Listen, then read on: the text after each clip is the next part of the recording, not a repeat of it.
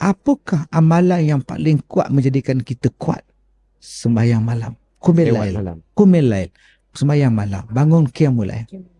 Okey, tak payahlah bangun pukul 3. Besok pergi kerja ngantuk. Bangun 5:30 pagi. Sebelum subuh sembahyang.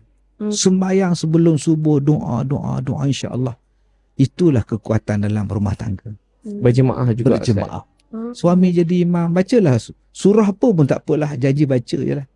Dia kata, abang malu lah, abang qul huwallah. Tak apa, jangan isteri pula, abang ni tak ada surah lain ke bang? Qul huwallah. Jangan kutuk pula. Lemah semangat hamba Allah tu. Jadi semayang malam itulah yang paling kuat.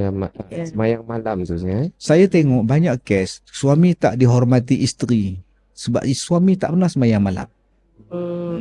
Isteri tak pernah disayangi, tak pernah dihormati oleh suami sebab isteri tak pernah semayang malam. Sembahyanglah malam, orang akan hormat awak, Allah akan datangkan kasih sayang orang pada kita. Itu rahsia kehebatan semayang malam.